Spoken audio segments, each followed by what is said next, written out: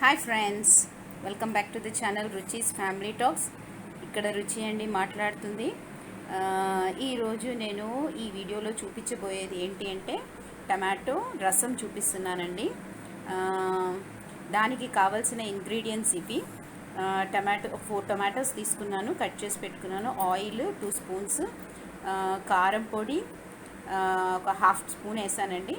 పసుపు 1/2 tea spoon, salt ఒక 1/2 spoon కన్నా కొంచెం ఎక్కువ వేసాను. ఇంకా కొత్తిమీర కట్ చేసి పెట్టుకున్నాను.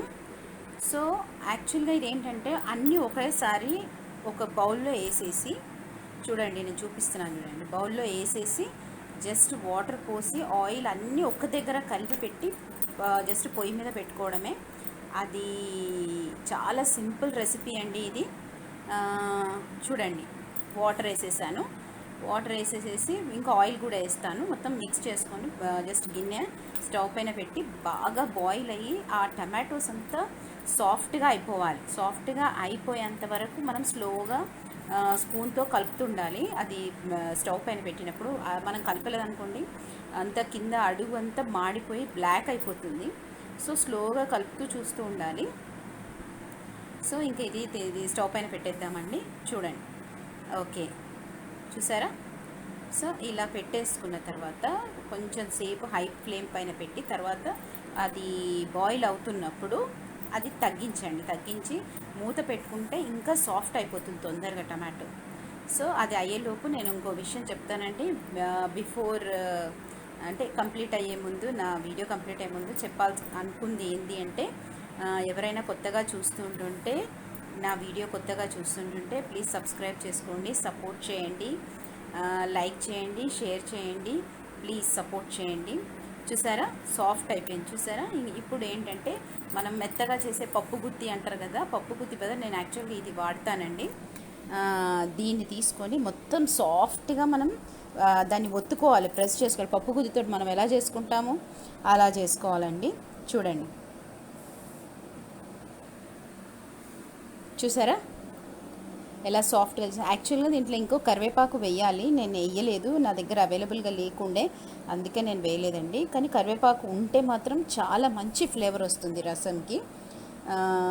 చిన్నపిల్లలు అయితే వైట్ రైస్లో కలిపి పెడితే ఇష్టంగా తింటారండి ఇది. దాంట్లో వాటర్ వేసేసా.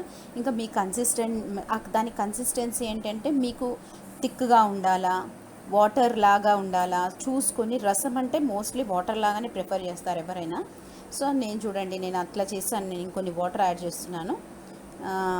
వాటర్ యాడ్ చేసి మళ్ళీ దాంట్లో పోపు పెట్టేస్తాను. నేను పోపు పెట్టి స్టవ్ పైన పెడతాను. ఐదర్ ఫస్ట్ అన్నా మళ్ళీ ఒకసారి స్టవ్ పైన పెట్టుకొని ఆ వాటర్తో పాటు అది బాయిల్ అవ్వాలి, టమాటో అంతా బాయిల్ అవ్వాలి. ఐదర్ అలా అన్నా చేసి తర్వాత పోపు పెట్టవచ్చు, లేదా ఫస్టే పోపు పెట్టి తర్వాత స్టవ్ పైన పెట్టి కొంచెం బాయిల్ అయ్యాక ఒక జస్ట్ 1 మినిట్ బాయిల్కి పైకి వస్తుంది అని అంటే స్టవ్ స్టాప్ చేయొచ్చు. ఓకే, చూడండి, ఇప్పుడు నేను దాన్ని ఫస్ట్ పోపు పెడతాను. నేను పోపులో నేను ఏమేమి తీసుకున్నానంటే ఆయిల్, యాక్చువల్ ఆ క్లిప్ మిస్ అయింది.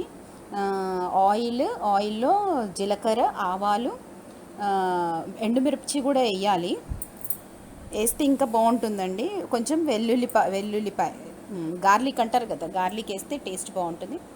సో దీన్ని నేను పోపు పెట్టేశాను. పెట్టాక ఇది మళ్ళీ స్టవ్ పైన నేను బాయిల్ అవ్వడానికి అనేసి స్టవ్ పైన పెట్టానండి నేను. ఇప్పుడు మనం కరివేపాకు వేసుకోవాలి. యాక్చువల్గా నా దగ్గర లేదని వేయలేదు నేను.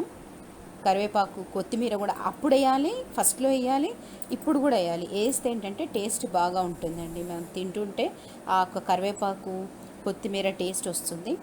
చూసారా, వేడి వేడి టమాటో రసం, టేస్టీ టమాటో రసం అయిపోయింది. సో ఈ వీడియో మీకు నచ్చినట్టయితే లైక్ చేయండి, షేర్ చేయండి, సబ్స్క్రైబ్ చేసుకోండి. ఓకే ఫ్రెండ్స్, మళ్ళీ ఇంకో వీడియోతో మళ్ళీ కలుస్తాను. బాయ్.